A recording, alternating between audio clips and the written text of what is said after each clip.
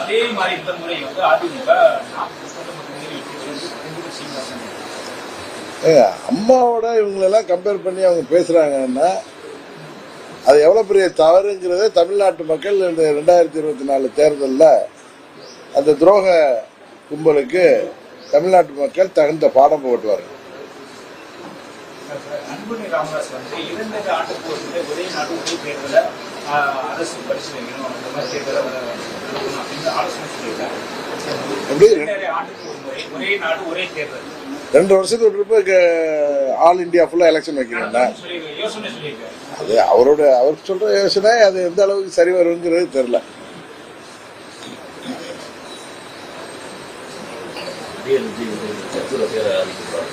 இன்னைக்கா சரி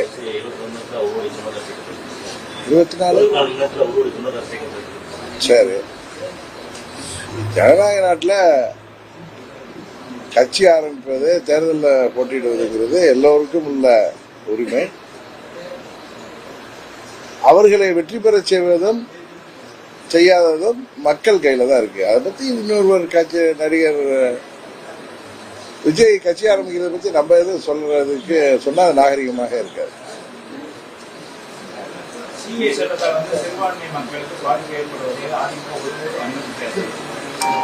இப்ப பழனிசாமி இப்ப சிறுபான்மை காவலரா வேஷம் போடுறாரு. எப்படி 2021 எலெக்ஷன் அப்ப பிற்படுத்தப்பட்ட சமுதாயத்துக்குள்ளார பிரச்சனை வர்ற மாதிரி உள்ஒதுக்கீடு எல்லாம் கொண்டு வந்து வன்னிய பெருங்குடி மக்களையும் தென் தமிழ்நாட்டில் வாழ்ற 109 சமுதாயத்தை சேர்ந்த மக்களையும் எப்படி அவர் ஏமாற்றி பெரிய அரசியல் தவறை செய்தாரோ அந்த தேர்தலில் அவரால் ஆட்சி அமைக்க முடியல. இப்பொழுது சிறுபான்மை மக்களை ஏமாற்றி எப்படியாவது வாக்கு பெறலாங்கிற நம்பிக்கையில பழனிசாமி இது போல எல்லாம் பேசிட்டு இருக்காரு. அதற்கு சிறுபான்மை மக்கள் ஒன்றும் இழித்தவாயர்கள் இல்ல. இந்த தேர்தலில் அவர்களுக்கு தக்க பாடம் போட்டுவார்கள். இடைக்கால பட்ஜெட் பொதுவா ஒரு தொலைநோக்கு பார்வையோட பல திட்டங்களை அறிவிச்சிருக்காங்க. பெண்கள் முன்னேற்றத்திற்காக பல்வேறு திட்டங்களை அறிவிச்சிருக்காங்க. அதுபோல சுகாதாரத்துறையிலையும் வளர்ச்சிக்கான பல்வேறு திட்டங்களை அறிவிச்சிருக்காங்க. அதே நேரத்தில் போக்குவரத்து துறையிலையும்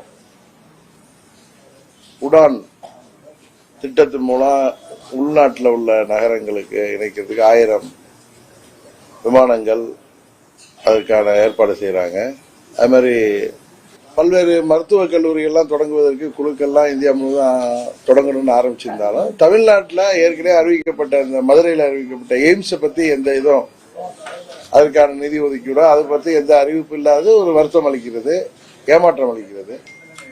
அதுபோல விவசாயிகளுக்கு இன்னும் பல்வேறு திட்டங்கள் அறிவிக்காமல் இருப்பது ஏமாற்றம் அளிக்கிறது. அதுபோல வருமான வரி உச்ச வரம்பை உயர்த்துவாங்கன்னு எதிர்பார்த்தா அது வராது, ஏமாற்றம் அளிக்கிறது.